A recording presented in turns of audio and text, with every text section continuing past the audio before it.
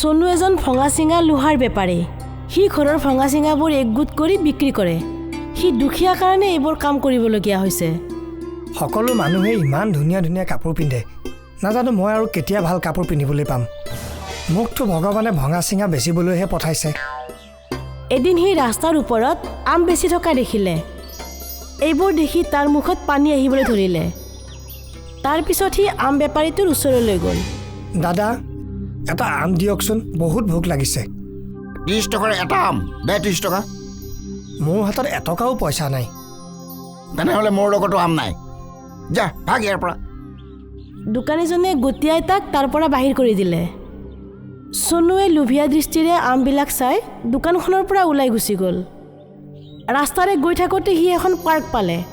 তাত প্ৰকাশ আৰু অনিল নামৰ দুজন ল'ৰাই তৃপ্তিৰে মিঠা আম খাই আছিলে।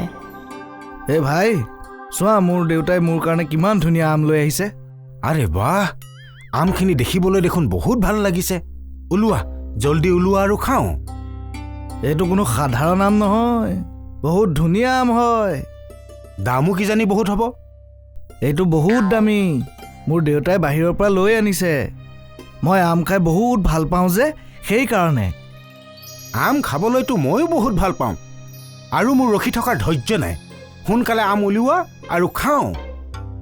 অনিল আৰু প্ৰকাশে যেতিয়া আম খাই আছিলে, তেতিয়া সোনুৱে সেই ঠাইত উপস্থিত হ'ল আৰু সিহঁতক আম খোৱা দেখি তাৰ মুখৰ পৰা জিভাৰ পানী ওলাল। আৰে, এই কাবাৰীটোক চোৱা, আমাক আম খোৱা দেখি সি কেনেকৈ জিভাৰ পানী পেলাইছে।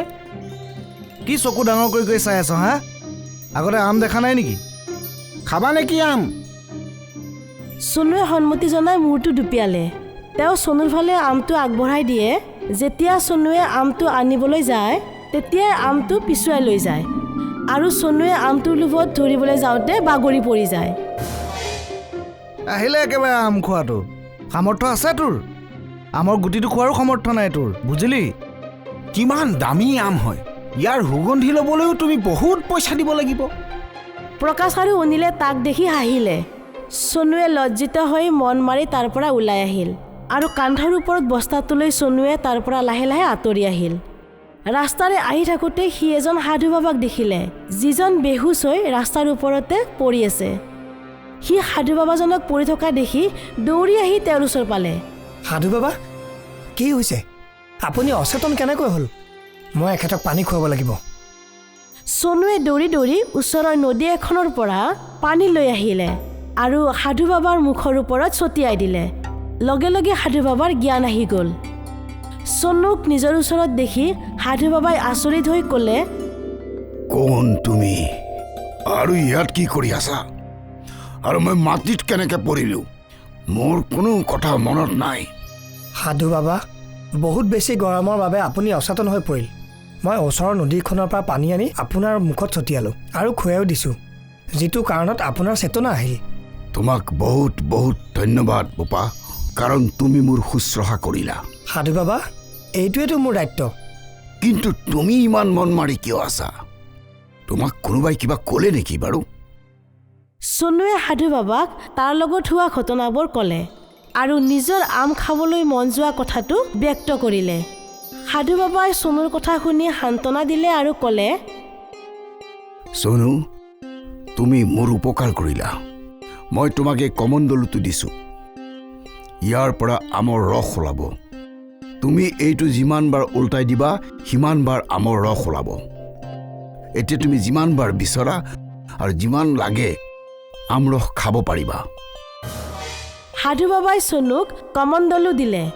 কমণ্ডলু পাই সোনু বৰ আনন্দিত হ'ল আৰু হেঁপাহ পলুৱাই আমৰস খালে। নিজৰ লগতে দুখীয়া ল'ৰাবোৰকো সি আমৰস খুৱালে, যিসকলে আমৰস খাব পোৱা নাছিল। এদিন যেতিয়া সোনুৱে কমণ্ডলুৰ পৰা উলিয়াই আমৰস খাই আছিল আৰু লগৰ বন্ধুবোৰকো খুৱাইছিল, তেতিয়া অনিল আৰু প্ৰকাশে চাইছিল। প্ৰকাশ, এইটোতো সেই ল'ৰাটোৱে নহয় জানো, যিটো ল'ৰাক আমি আম খাবলৈ দিয়া নাছিলোঁ আৰু তাক গতিয়াই মেলি দিছিলোঁ? ইটো সেই কবাৰীটোৱে ন? অঁ, সেইটোৱে হয়। কিন্তু সিটো লোহাৰ বেপাৰী আছিলে, কিন্তু তাৰ ওচৰত ইমান দামী আমৰ আমৰস কেনেকৈ আহিলে? এইটোতো অসম্ভৱ কথা। আৰু ইমানবিলাক আমৰস, সি দেখোন বহু ল'ৰা ছোৱালীকো আমৰস বিলাই আছে। এই ৰহস্যৰ সন্ধানটো উলিয়াবই লাগিব। অনিল আৰু প্ৰকাশে মনে মনে চাই আছিল। কমণ্ডলৰ পৰা ওলোৱা আমৰসৰ ৰহস্যটো গম পাই গ'ল। আচ্ছা, ইয়াৰ ওচৰত আমৰস ওলোৱাৰ ৰহস্য এইটোৱেই। এই কমণ্ডলটো আমি চুৰ কৰিবই লাগিব। তাৰ পিছত চাম সি আমৰস কেনেকে খায়। অনিল আৰু প্ৰকাশে চনু টোপনি যোৱাৰ লগে লগে কমণ্ডলটো চুৰ কৰি লৈ আহিল আৰু পাহাৰলৈ গৈ লুকাই থাকিল। তাত দুয়োজনৰে জেদ লাগিলে যে প্ৰথমতে কমণ্ডলৰ পৰা কোনে আমৰস খাব। দিয়া প্ৰকাশ, মোক কমণ্ডলটো দিয়া, ময়ো আমৰস উলিয়াই খাওঁ। মই কিয় কমণ্ডল দিম? মোৰ হাতত আছে কমণ্ডল। তেনেহ'লে প্ৰথমতে ময়ে আমৰস উলিয়াই লওঁ।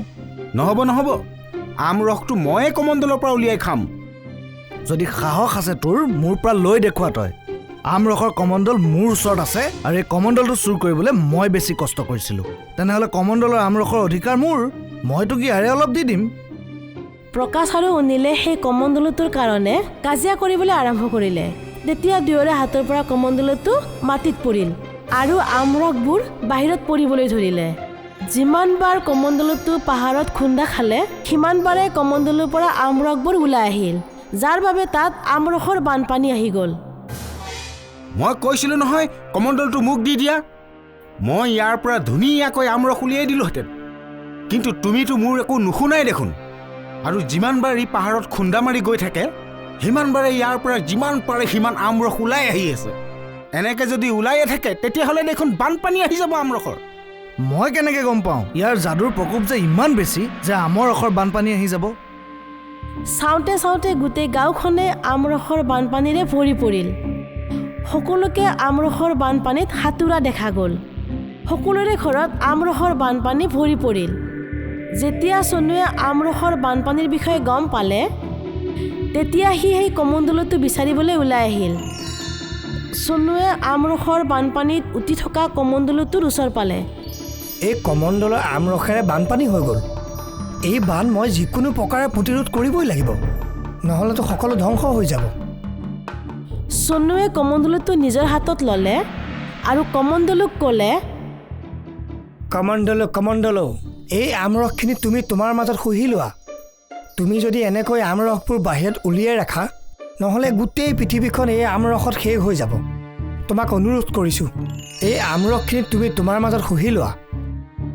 কমণ্ডলো নিজৰ ভিতৰত সকলো আমৰস শুহি ল'লে আৰু সকলোবোৰ পুনৰ আগৰ নিচিনা হৈ পৰিল।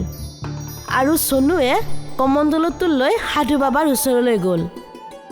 সাধু মহাৰাজ, এই কমণ্ডলটোৰ আৰু একো প্ৰয়োজন নাই। এই কমণ্ডলটোৰ কাৰণে গোটেই আমৰসৰ বানপানী হৈ গৈছিল। মোক মাত্ৰ অকণমানহে আমৰস লাগে। মই নিবিচাৰোঁ এই কমণ্ডলৰ আমৰসেৰে কাৰোবাৰ বিপদ হোৱাটো। তেনেহ'লে তুমি কি বিচাৰিছা সেইটো কোৱা। সাধু মহাৰাজ, মই এই কমণ্ডলটো আপোনাক ঘূৰাই দিব বিচাৰোঁ। আপুনি এই আমৰসৰ কমণ্ডলটো ঘূৰাই লওক, যাৰ পৰা যাতে আৰু পিছলৈ বিপদ নহয়। ঠিক আছে, এই কমণ্ডলটো মই ঘূৰাই লৈ লৈছোঁ, কিন্তু যেতিয়াই তোমাৰ আমৰস খাবলৈ মন হয় তেতিয়া তুমি মোৰ ওচৰলৈ গুচি আহিবা। তেতিয়া মই এই কমণ্ডলৰে ভৰপূৰ মাত্ৰাত আমৰস খুৱাম। হ'ব সাধু বাবা, যেতিয়া মোৰ আমৰস খাবলৈ মন যাব তেতিয়া মই আপোনাৰ ওচৰলৈ আহিম। কিন্তু এই কমণ্ডলটোৰ পৰা আমৰস নলওঁ। কিন্তু যিকোনো বস্তু বেছি হ'লে বেয়া। এদিন নহয় এদিন অতিৰিক্ত বস্তু হোৱাৰ বাবেই বিপদত পৰি যাব। যিমান হয় সিমানতে সন্তুষ্ট থকাটো ভাল। তুমি সত্য কথাই কৈছা। লোভ কৰাটো বৰ বেয়া অভ্যাস। লোভত পৰিয়েই অনিল আৰু প্ৰকাশে এই কমণ্ডলটো চুৰ কৰিছিল, যাৰ পৰা মহা বিপদ হ'ল। সাধু বাবাক প্ৰণাম জনাই চনু তাৰ পৰা ওলাই আহিল।